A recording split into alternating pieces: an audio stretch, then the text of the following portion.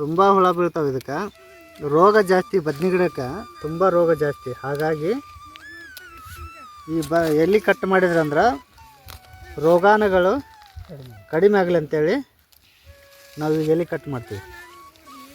ನೋಡಿರಿ, ಈಗ ತೆಳಗದಾವಲ್ಲ, ಈ ತೆಳಗತ್ತೆ ಹಿಡಿಯಪ್ಪ ಕ್ಯಾಮ್ರಾಮನ್, ಕೆಳಕತ್ತೆ ಹಿಡಿ. ಹಾಂ ಹಾಂ ಹಾಂ, ಹೇಳಿ ಯಾಕೆ ಕಟ್ ಮಾಡ್ತೀರ ಅಜ್ಜ? ಇಲ್ಲಿ ಇದು ಹುಳ ಬೀಳ್ತಾವಪ್ಪ, ಅದಕ್ಕೆ ಕಟ್ ಮಾಡಕತ್ತೀವಿ. ಇದನ್ನು ಸ್ವಚ್ಛ ಮಾಡಿದ್ರೆ ಹುಳ ಕಡಿಮೆ ಆಗುತ್ತೆ. ಅದು ಸಲುವಾಗಿ ಮಾಡಕತ್ತೀವಿ, ಅದಕ್ಕೆ ಇದು ಕಟ್ ಮಾಡಕತ್ತೀವಪ್ಪ, ಹುಳ ಕಡಿಮೆ ಆಗುತ್ತೆ. ಎಲಿಗೆ ತೂತು ಬೀಳಕ್ಕೆ ಹುಳ ಕಟ್ ಮಾಡುತ್ತೆ ಎಲಿನ. ಮತ್ತು ಇದು ಕಾಯಿನೂ ಕಟ್ ಮಾಡ್ತಾವೆ, ತೂತು ಕೆಡುತ್ತಾವ.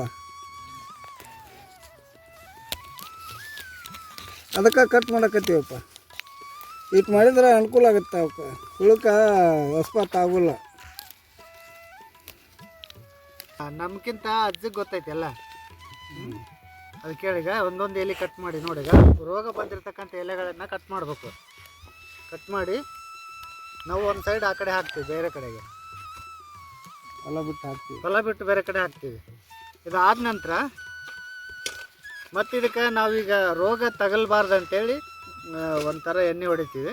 ಆ ಎಣ್ಣೆ ಹೊಡೆದ ನಂತರ ಇವು ಎಲೆ ಕೂಡ ಉದುರೋದಿಲ್ಲ, ಮತ್ತು ಕಾಪು ಕೂಡ ಜಾಸ್ತಿ ಆಗತ್ತೆ. ಅಂದರೆ ಈಗ ಬದ್ನೆಕಾಯಿ ಗಿಡ ಐತಲ್ಲ, ಇದೀಗ ಎಲೆಗಳು ಕೂಡ ಏನಾಗತ್ತಂದ್ರೆ ಹೂವುಗಳು ಕೂಡ ಉದುರೋದಿಲ್ಲ,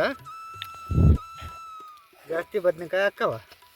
ಹೀಗಾಗಿ ನಾವು ಈ ಥರ ಮಾಡಕತ್ತೀವಿ ನೋಡಿ, ಹೊಸ ಪ್ರಯೋಗ ಮಾಡಕತ್ತೀವಿ. ಬಟ್ ತರಕಾರಿನೂ ಕೂಡ ಇದೇ ವರ್ಷ ನಾವು ಬೆಳೆಯಕತ್ತೀವಿ. ಇನ್ನು ಮೇಲೆ ಏನೈತಲ್ಲ ಇದ್ರ ಮಹತ್ವ ಎಲ್ಲ ಗೊತ್ತಾಗಬೇಕು. ಹಾಂ, ಅಜ್ಜನ್ ಕೇಳಪ್ಪ ಪ್ರಶ್ನೆ. ಕ್ಯಾಮ್ರಾಮನ್ ಆ ಕಡೆ ಹೋಗಿ ನೋಡು. ಅಪ್ಪ ಹುಳ ಬಿದ್ದಾವ, ಅದಕ್ಕೆ ಇವನ್ನ ಕಟ್ ಮಾಡ್ತೀವಿ. ಎಲೆ ಕಟ್ ಮಾಡಿದ್ರೆ ರೋಗ ಕಡಿಮೆ ಆಗುತ್ತೆ, ಕಾಯಿ ಹಾಕ್ಕವ, ತೂತು ಬೀಳಾಗಲ್ಲ. ಇಲ್ಲ ಥರ ಕಾಯಿ ತೂತು ಬೀಳ್ತಾವ, ತಿನ್ನಕ್ಕೆ ಬರೋಲ್ಲ. ನಾನು ಯಾಕಂದ್ರೆ ನನ್ನ ಕೈ ಸೂಕ್ಷ್ಮ ಅದಾವ ಅಂತೇಳಿ ನಾನು ಕತ್ರಿ ತೊಗೊಂಡು ಕಟ್ ಮಾಡಕತ್ತೀನಿ. ಈಗ ಅಜ್ಜನ ತೋರ್ಸಪ್ಪ, ಅಜ್ಜನ ಕಟ್ ಮಾಡಕತ್ತೇನೆ. ಕೈಲಿ ಕಟ್ ಮಾಡತ್ತೇವೆ ನಾವು ರೈತರು. ಇದನ್ನ ಎಲ್ಲಿ ತೊಗೊಂಬರ್ಬೇಕು ನಾವು, ಅದಕ್ಕೆ ಕೈಲಿ ಕಟ್ ಮಾಡ್ತೇವೆ ರೀ. ಅಂದ್ರೆ ಕೈ ಅವರು ಅಷ್ಟು ಹಾರ್ಡ್ ಅದಾವ, ಅಷ್ಟು ಗಟ್ಟಿ ಅದಾವ ಕೈ.